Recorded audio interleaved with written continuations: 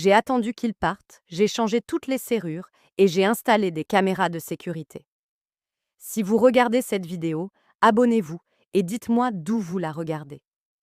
Maintenant, laissez-moi vous raconter comment j'ai fini par me cacher derrière ma propre porte d'entrée, regardant ma belle-fille faire visiter la maison sans autorisation, comme si elle en était la propriétaire. Car croyez-moi, personne n'avait prévu cela. 3 mois plus tôt, ma vie était complètement différente. J'étais Margaret Stevens, 63 ans, récemment veuve, et apparemment assez stupide pour croire que mon fils Kevin et sa femme Rebecca se souciaient réellement de mon bien-être. Après les funérailles d'Henry, ils avaient été si attentionnés, si préoccupés par le fait que je vivais seule dans ma vieille maison.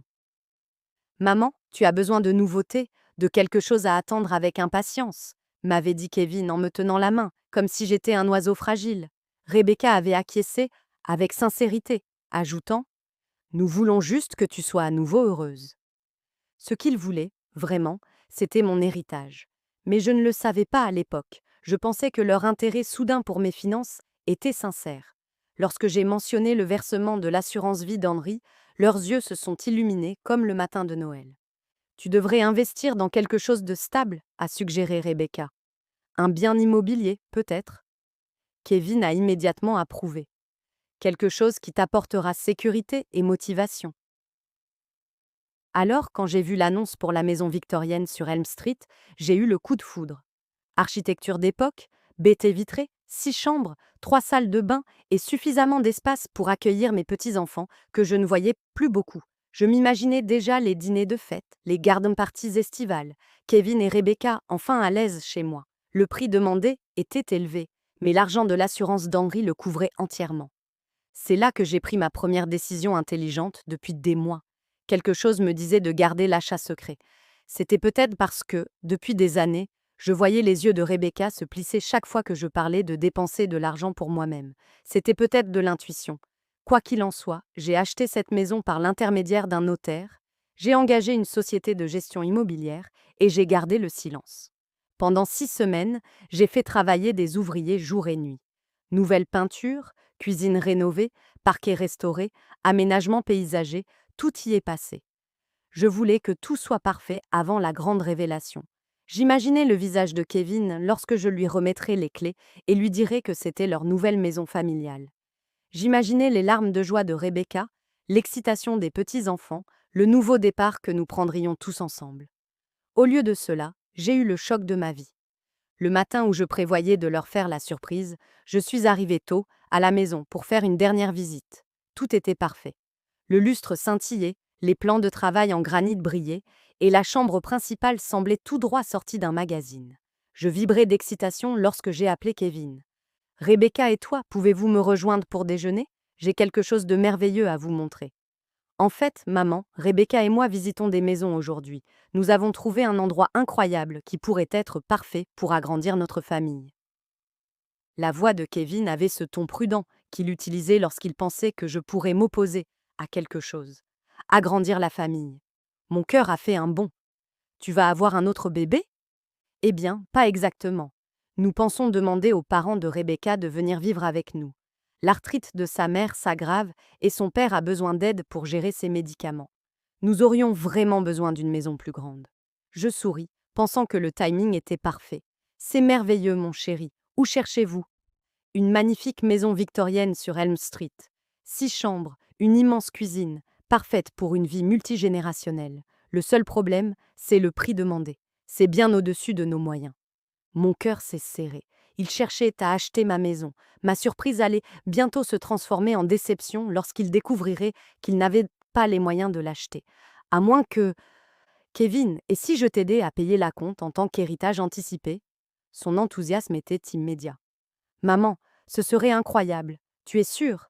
C'est beaucoup d'argent. Je suis sûre. Envoie-moi l'adresse par SMS et je te rejoins là-bas dans 1 heure. J'ai raccroché et je me suis assise dans ma belle cuisine neuve, les yeux rivés sur mon téléphone portable. Cela pourrait même mieux se passer que prévu. Au lieu de leur donner simplement la maison, je pourrais leur laisser croire qu'ils la choisissaient, puis les aider à l'acheter. Ils se sentiraient comme des partenaires à part entière plutôt que comme des cas sociaux. Mais quand je suis arrivée à Elm Street et que j'ai vu Rebecca se promener dans le jardin comme si elle en était déjà propriétaire, quelque chose m'a semblé bizarre. Elle montrait différents endroits, gesticulait avec enthousiasme, parlait à quelqu'un au téléphone de mes nouveaux projets pour le jardin et de la suite parentale que je suis en train de concevoir.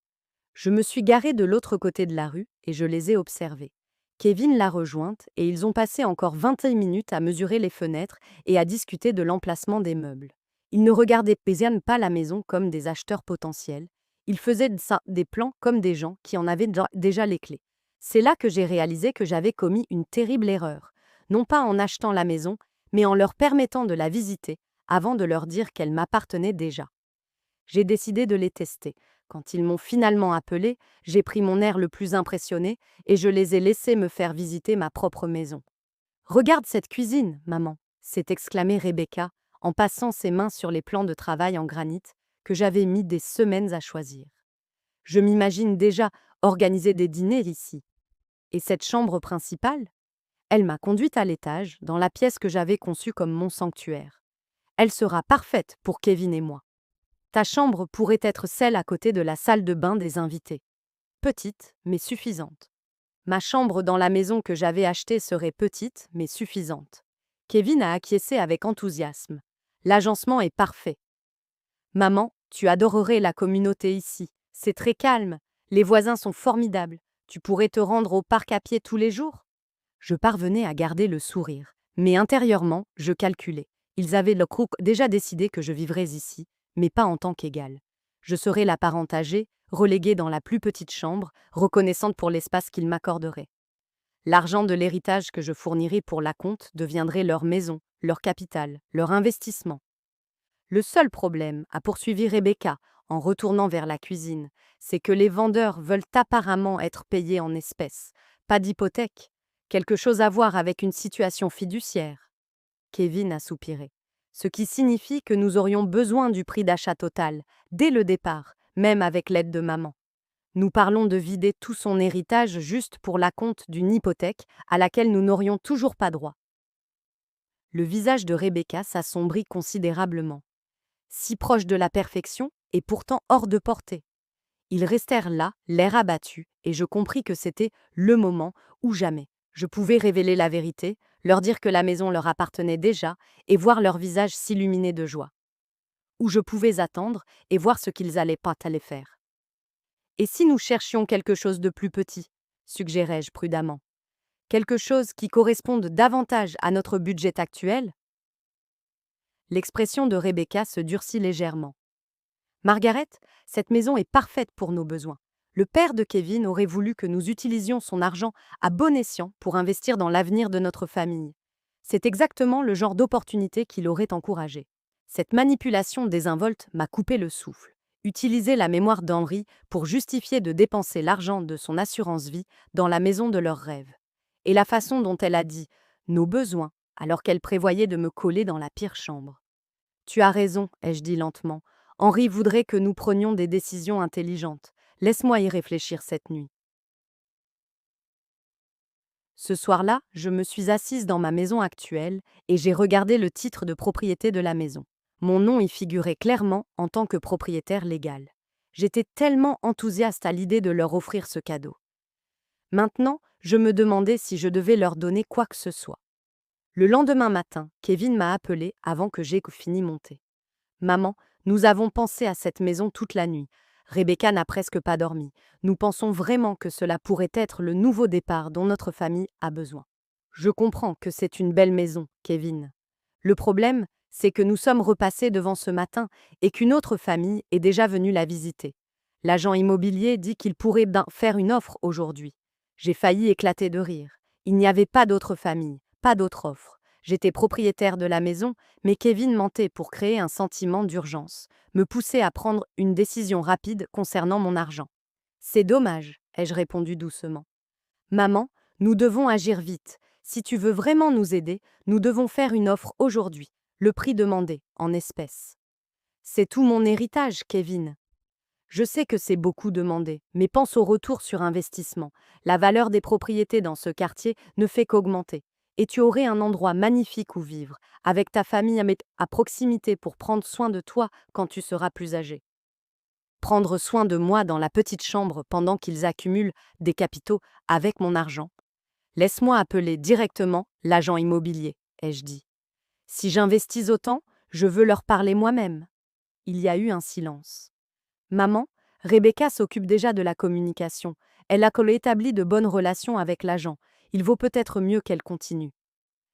Kevin, si je fais un chèque de 350 000 livres, je veux parler moi-même à l'agent immobilier.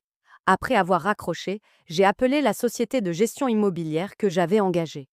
Sarah, je veux que vous remettiez immédiatement la maison en vente. Même prix, même conditions. Et si quelqu'un appelle pour se renseigner, dites-lui que l'offre précédente est tombée à l'eau. Madame Stevens, vous êtes propriétaire de la maison. Pourquoi voudriez-vous la remettre en vente? Parce que je veux voir jusqu'où ma famille est prête à aller pour me manipuler. 2 heures plus tard, Kevin m'a rappelé. Bonne nouvelle, maman. L'offre de l'autre famille a été refusée. La maison est toujours disponible, mais nous devons agir vite. J'ai senti un frisson me parcourir la poitrine. Mon propre fils me mentait effrontément, créant un faux sentiment d'urgence pour me pousser à dépenser toutes mes économies dans une maison qui m'appartenait déjà. Parfait, Kevin. Organise un rendez-vous avec l'agent immobilier pour demain. Nous devrions tous les 3 être présents pour discuter des conditions. En fait, Rebecca pense qu'il vaudrait mieux que tu transfères l'argent d'abord, puis nous nous occuperons des détails. Évidemment. Le lendemain matin, j'ai reçu le SMS le plus manipulateur de ma vie. Maman, les vendeurs ont accepté une autre offre, nous avons perdu la maison. Rebecca a le cœur brisé. Elle était tellement excitée à l'idée d'avoir enfin de l'espace pour ses parents et peut-être de donner à tes petits-enfants un vrai foyer. Je suis désolée que nous n'ayons pas pu y arriver. Je fixais mon téléphone portable dans ma cuisine, entouré de cartons de déménagement. Car voici ce que Kevin ignorait. J'avais passé la veille à faire mes cartons, non pas pour emménager avec eux, mais pour emménager seul. Je lui ai répondu. C'est décevant. Je suis sûre que quelque chose d'autre se présentera. 1 heure plus tard, Rebecca m'a appelée. Sa voix était chargée de larmes qui semblaient remarquablement fausses, à mes oreilles, nouvellement sceptiques. Margaret, je suis vraiment désolée.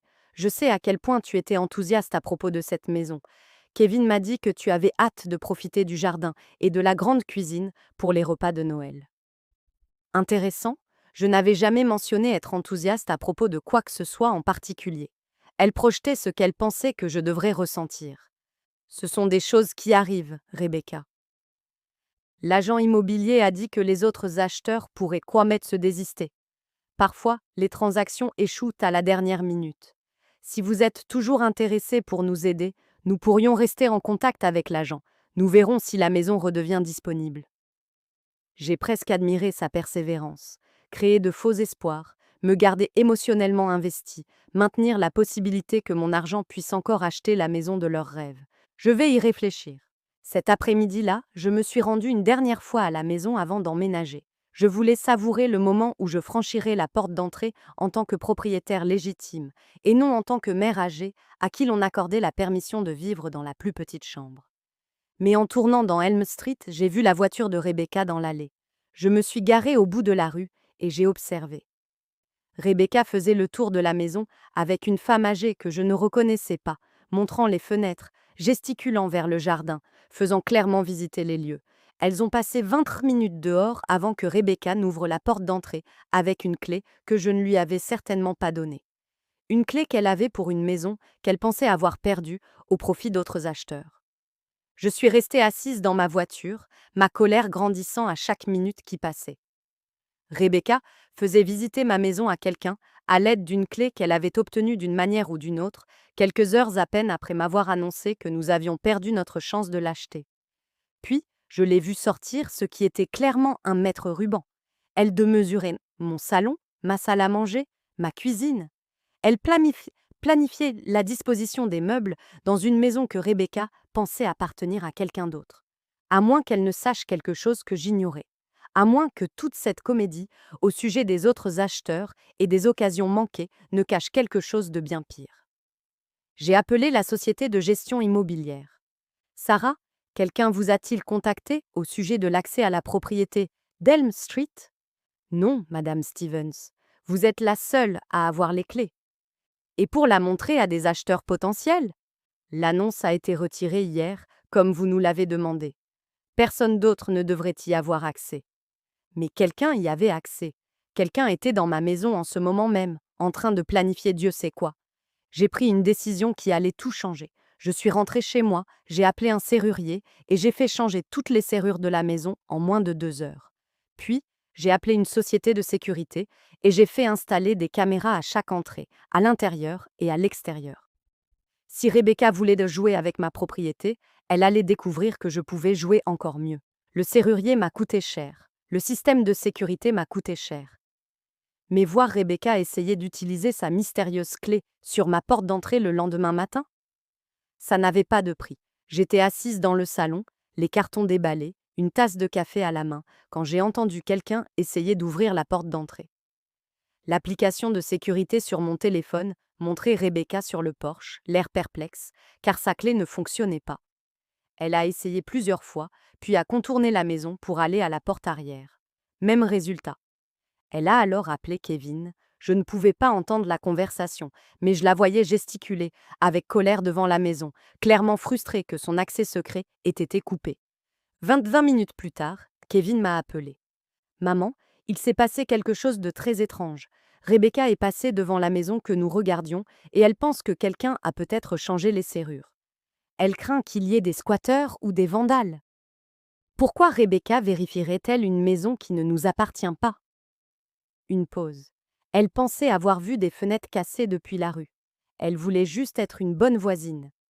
Les mensonges devenaient de plus élaborés, mais restaient là des mensonges.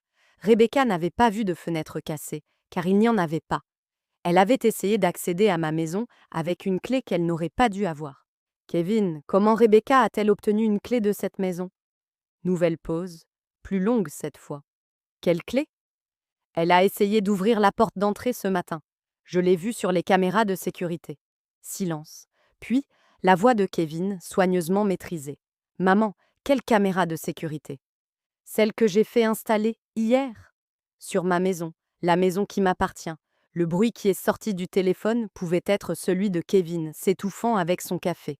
Ou peut-être le bruit de la supercherie de quelqu'un s'effondrant en temps réel. Ta maison? Sa voix n'était qu'un murmure. La maison que j'ai achetée il y a 6 semaines avec l'argent de l'assurance vie d'Henry. La maison que je rénove pendant que toi et Rebecca complotaient pour me manipuler, afin que je finance la maison de vos rêves avec mon héritage. Le silence s'éternisa tellement que je crus qu'il avait raccroché. Finalement, il prit la parole. Maman, il faut qu'on parle. Oui, Kevin, c'est certain. Mais d'abord, je pense que tu dois expliquer à ta femme qu'il est illégal de pénétrer dans la propriété d'autrui, même si tu penses être assez malin pour ne pas te faire prendre. Ce soir-là, alors que j'étais assise dans ma magnifique salle à manger, en train de manger des plats chinois à emporter dans des assiettes en carton parce que je n'avais pas encore déballé ma vaisselle, je pensais à quel point ce moment était différent de ce que j'avais prévu à l'origine. J'aurais dû recevoir Kevin et Rebecca pour un dîner de fête, trinquer à leur nouvelle maison et à notre brillant avenir ensemble.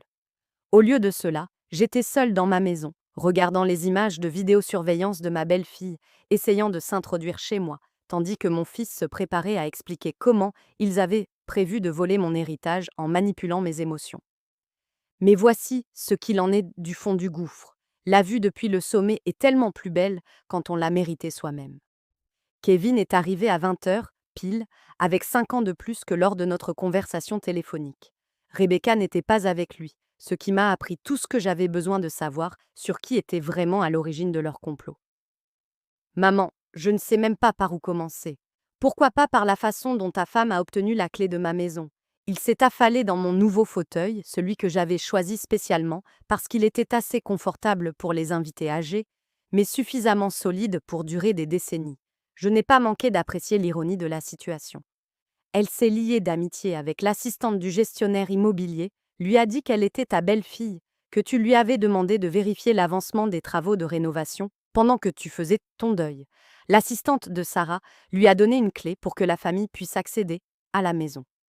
Je ne pouvais m'empêcher d'admirer son audace, même si cela me mettait hors de moi. Rebecca surveillait donc l'achat de ma maison depuis des semaines. Elle l'a appris 3 jours après que vous ayez signé les papiers. Votre banque a appelé pour vérifier le virement et Rebecca a répondu au téléphone. Elle leur a dit qu'elle était votre mandataire financière. Les mensonges ne cessaient de s'amplifier. Je ne lui ai jamais donné de procuration. Elle le sait, mais le représentant de la banque n'a pas demandé de documents par téléphone. Rebecca a obtenu suffisamment d'informations pour comprendre ce que vous aviez fait. Je me suis servi un verre de vin, remarquant que mes mains étaient parfaitement fermes. Il y a 6 mois, une telle trahison m'aurait détruit. Aujourd'hui, cela ne faisait que confirmer ce que je soupçonnais.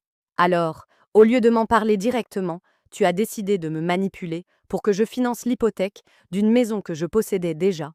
Le visage de Kevin s'est décomposé. C'était l'idée de Rebecca. Elle a dit que si nous te confrontions directement, tu pourrais te mettre sur la défensive à propos de dépenser autant d'argent. Elle pensait que si nous pouvions te faire croire que c'était notre idée d'acheter la maison, tu te sentirais mieux à l'idée de nous aider. T'aider à acheter une maison qui m'appartient? Nous ne pensions pas que tu voudrais vraiment y vivre seule. Rebecca pensait que tu finirais par vouloir déménager dans un logement plus petit, peut-être dans une résidence protégée.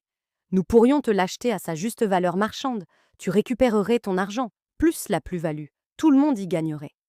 Je fixais mon fils, cet homme que j'avais élevé pour qu'il soit honnête et gentil, et je vis quelqu'un que je reconnaissais à peine. Kevin, tu t'entends parler? Tu prévois de me piéger pour que je te donne de l'argent pour une maison que je possédais déjà, puis de me convaincre de te la vendre plus tard? Quand tu le dis comme ça semble criminel. Parce que c'est criminel. Ça s'appelle de la fraude. Il a pris sa tête entre ses mains. On n'avait pas prévu d'aller aussi loin. Rebecca s'est juste enthousiasmée pour la maison. Elle a commencé à faire des plans, à dresser des listes. Elle pensait que si elle pouvait te montrer à quel point ce serait parfait pour nous tous, avec moi dans la plus petite chambre. Ce n'était pas le plan. Je sortis mon téléphone et lui montrai les images de vidéosurveillance de ce matin-là. Rebecca essayait plusieurs clés, faisait le tour de la maison, regardait par les fenêtres, l'appelait avec frustration. Ce n'était pas le plan non plus, je suppose.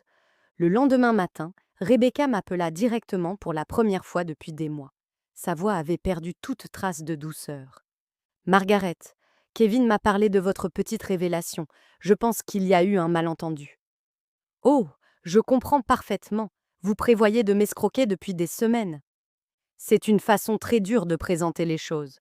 Nous essayons de trouver une solution qui convienne à tout le monde. J'ai failli rire. Une solution où vous obtenez un manoir et où j'obtiens une petite chambre et le privilège de financer votre hypothèque? Tu déformes nos intentions. Nous n'avons jamais voulu te faire de mal. Rebecca, tu as répondu à mon téléphone et tu t'es fait passer pour quelqu'un ayant une autorité légale sur mes finances. Tu as obtenu les clés de ma propriété sous de faux prétextes. Tu as montré ma maison à d'autres personnes sans permission. En quoi cela m'a-t-il aidé? Une longue pause. Puis sa voix changea complètement, abandonnant la fausse inquiétude et révélant quelque chose de beaucoup plus froid. Très bien. Vous voulez jouer les durs? Vous avez acheté cette maison pour nous manipuler. Vous saviez que nous cherchions dans ce quartier. Vous saviez que nous avions besoin de plus d'espace. Vous l'avez achetée spécialement pour nous la mettre sous le nez, puis nous la retirer. L'accusation était tellement ridicule que j'ai éclaté de rire. Rebecca, j'ai acheté cette maison pour faire une surprise à votre famille. J'avais l'intention de vous remettre l'acte de propriété et de vous dire qu'elle était à vous. C'est ça, c'est pour ça que tu l'as gardé secret pendant 6 semaines. Je l'ai gardé secret parce que je voulais que tout soit parfait avant de te faire la surprise. J'ai fait travailler des ouvriers jour et nuit pour m'assurer que tout soit exactement comme il fallait pour ta famille. Nouvelle pause.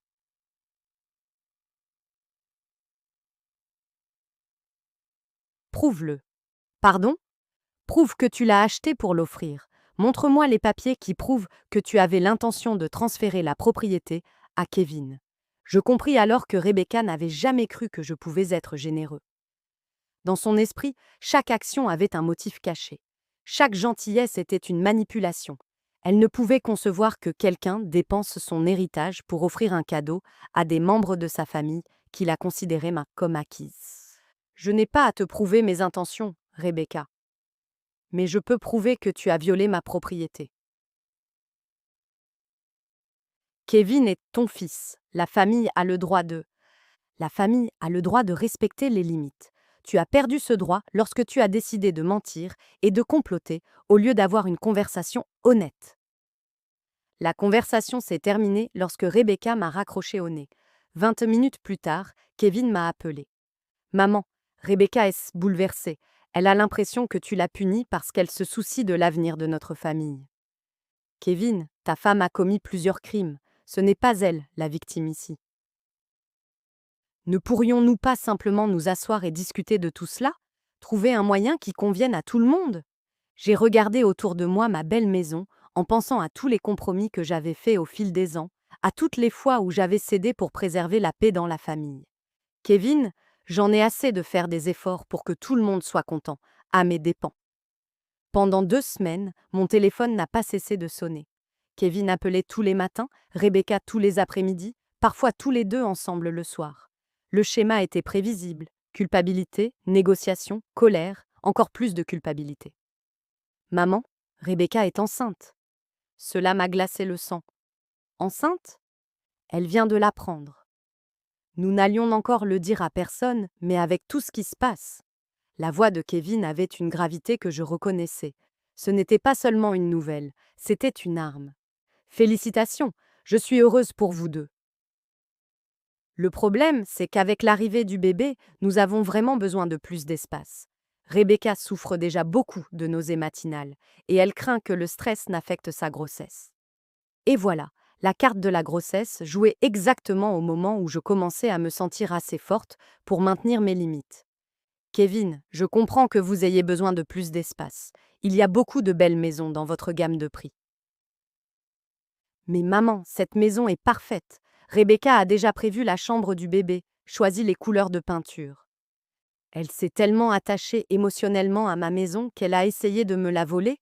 Elle n'a jamais essayé de voler quoi que ce soit. Elle était juste enthousiaste à l'idée que cela puisse être possible. J'ai raccroché et j'ai appelé mon avocat. Si cela devait se transformer en bataille juridique, je voulais être préparée. Madame Stevens, d'après ce que vous m'avez dit, votre belle-fille pourrait avoir commis un vol d'identité, une fraude et une intrusion. Voulez-vous porter plainte? J'ai pensé à mon petit enfant, qui grandissait avec une mère qui considérait la manipulation comme un comportement familial normal. Pas encore. Mais je veux que tout soit documenté au cas où la situation s'aggraverait. Ce soir-là, Rebecca s'est présentée à ma porte. Elle avait vraiment l'air mal en point, pâle et épuisée, ce qui suggérait que la nouvelle de sa grossesse était vraie. Margaret, pouvons-nous parler? Juste toutes les deux, sans Kevin, sans avocat, sans jeu. Contre mon bon sens, je l'ai laissée entrer. Je suis désolée, a-t-elle dit en s'asseyant sur le bord de mon canapé, comme si elle était prête à s'enfuir. J'ai tout gâché. Quand j'ai découvert l'existence de la maison, j'ai paniqué. Kevin et moi avons eu plus de difficultés financières que nous ne vous l'avons dit. Son entreprise tourne au ralenti. Je n'ai pas travaillé depuis notre mariage et nous avions du retard dans le paiement de notre loyer. C'était la première chose honnête qu'elle disait depuis des mois. Pourquoi n'as-tu pas simplement demandé de l'aide? Parce que tu as déjà tellement fait. La caution pour notre appartement actuel, la réparation de la voiture l'année dernière, les cadeaux de Noël pour Kevin quand il n'avait pas les moyens de les acheter. J'avais honte de demander davantage. Je comprenais ce sentiment. La fierté qui te pousse à faire des choses stupides plutôt que d'admettre que tu as besoin d'aide. Alors, au lieu de demander, tu as décidé de me tromper? Je pensais que si je faisais croire que c'était ton idée de nous aider à acheter cette maison, tu te sentirais bien plutôt que de m'en vouloir. Je pensais protéger tes sentiments. Les aveux de Rebecca auraient dû me soulager, mais ils ne firent n'aller que m'énerver davantage. Car derrière ces excuses se cachait la même condescendance qui avait motivé tout le reste. Je n'étais pas assez solide pour supporter la vérité. Rebecca, je gère mes propres sentiments depuis 63 ans, je n'ai pas besoin que tu me protèges de ma propre générosité. Je le sais, maintenant. J'ai fait une erreur. Tu as fait plusieurs erreurs. Usurpation d'identité, fraude, violation de propriété privée, mensonge à mon fils au sujet de tes actions. Elle tressaillit. Kevin n'est pas au courant de tout. Que ne sait-il pas? Rebecca regarda autour d'elle dans mon salon, Les meubles que j'avais choisis, les photos que j'avais accrochées, la vie que j'avais construite sans leur aide. Il ne sait pas que j'avais l'intention de vous convaincre de nous céder la maison à titre d'héritage anticipé pour des raisons fiscales. Je sentis quelque chose de froid s'installer dans mon estomac. Expliquez-moi. Mon oncle est expert comptable. Il a dit que si tu nous donnais la maison maintenant, au lieu de la léguer à Kevin dans ton testament, cela permettrait d'économiser des milliers d'euros en droits de succession. Je pensais qu'après avoir vécu tous ensemble, ici pendant un certain temps, je pourrais aborder le sujet avec désinvolture. Le plan était encore plus élaboré que je ne l'avais imaginé. Rebecca ne voulait pas seulement me manipuler pour que je finance leur hypothèque. Elle voulait me manipuler pour que je renonce complètement à la propriété. Et si j'avais refusé? J'aurais suggéré que, puisque vous vieillissiez, il serait judicieux de transférer vos biens à des membres de votre famille afin de les protéger des frais potentiels liés à une maison de retraite. Chaque mot aggravait la situation. Rebecca avait recherché des moyens de me séparer de mes biens, planifié des conversations destinées à me faire croire que le transfert de propriété était mon idée. Rebecca, comprenez-vous que ce que vous décrivez est de l'exploitation financière des personnes âgées? Elle est restée immobile. Ce n'était pas ça. Comment appelleriez-vous le fait de planifier systématiquement de tromper un membre âgé de la famille pour qu'il cède des biens de valeur? J'essayais d'aider notre famille. Vous essayez de vous aider vous-même à mes dépens. Nous sommes restés assis en silence pendant plusieurs minutes. Dehors, j'entendais des enfants jouer dans le parc du quartier, les bruits normaux de famille normale, menant une vie normale, sans tromperie élaborée. Que va-t-il se passer maintenant? Demanda finalement Rebecca. Maintenant, toi et Kevin allez régler votre situation en matière de logement sans impliquer mon argent ou mes biens. Vous allez apprendre à gérer votre budget, trouver un deuxième emploi si nécessaire, trouver un logement que vous pouvez réellement vous permettre. Et le bébé? Il grandira avec des parents qui comprennent la différence entre demander de l'aide et commettre une fraude. Rebecca s'est alors mise à pleurer, le genre de sanglots épuisés qui surviennent quand quelqu'un comprend enfin qu'il a tout perdu à cause de ses propres choix. Margaret, s'il te plaît, je sais que j'ai tout gâché, mais on peut encore arranger les choses. Tu pourrais vivre ici, on pourrait payer un loyer. Tout le monde aurait ce dont il a besoin.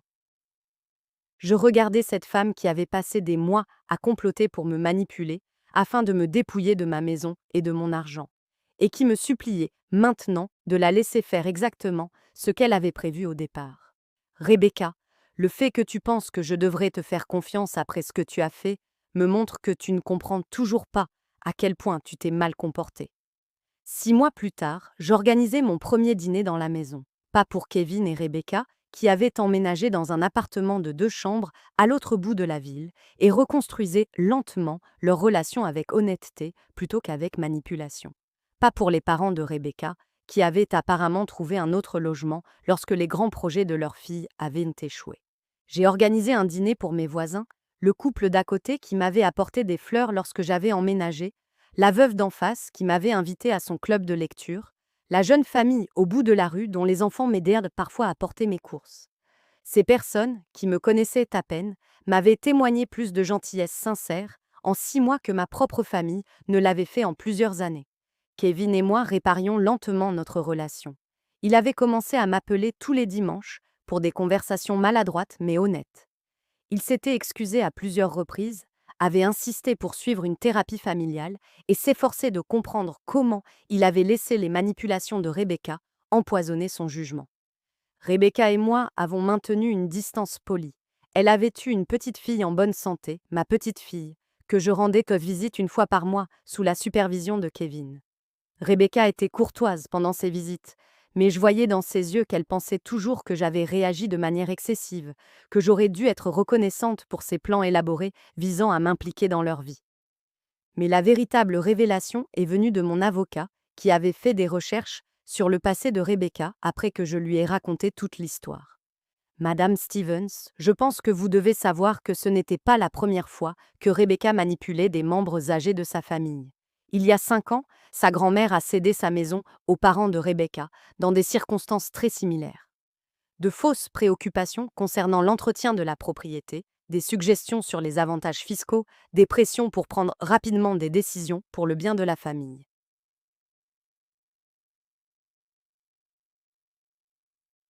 Le schéma était clair. Rebecca ne s'était pas lancée dans l'exploitation des personnes âgées par désespoir.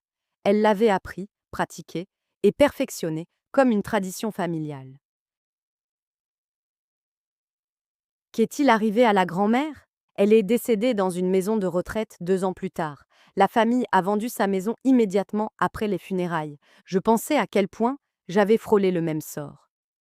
Si je n'avais pas gardé secret l'achat de la maison, si je n'avais pas installé de caméras de sécurité, si j'avais été un peu plus confiante ou un peu plus isolée, j'aurais fini exactement comme la grand-mère de Rebecca. Au lieu de cela, j'étais assise dans ma belle salle à manger, entourée d'amis qui avaient choisi de me connaître plutôt que d'une famille qui avait choisi de m'utiliser. Mon téléphone vibra, m'annonçant un SMS de Kevin. Maman, Rebecca voulait que je te demande si tu accepterais d'être la tutrice du bébé dans notre testament, au cas où il nous arriverait quelque chose. Je fixais le message pendant un long moment, réfléchissant à la confiance et à la responsabilité, ainsi qu'à la différence entre aimer quelqu'un et lui donner les moyens d'agir. Je répondis par SMS. J'y réfléchirai si Rebecca suit un cours d'éducation financière et s'engage à suivre une thérapie familiale pendant au moins 1 an. Sa réponse fut rapide. Elle dit que ce n'est pas nécessaire. Nous avons juste besoin d'un simple oui ou non. J'ai supprimé la conversation et je suis retournée m'occuper de mon jardin. Certaines personnes n'apprennent jamais, mais d'autres apprennent juste ce qu'il faut pour se sauver. Et parfois, c'est la seule victoire qui compte. Merci de m'avoir écouté. N'oubliez pas de vous abonner et n'hésitez pas à partager votre histoire dans les commentaires. Votre voix compte.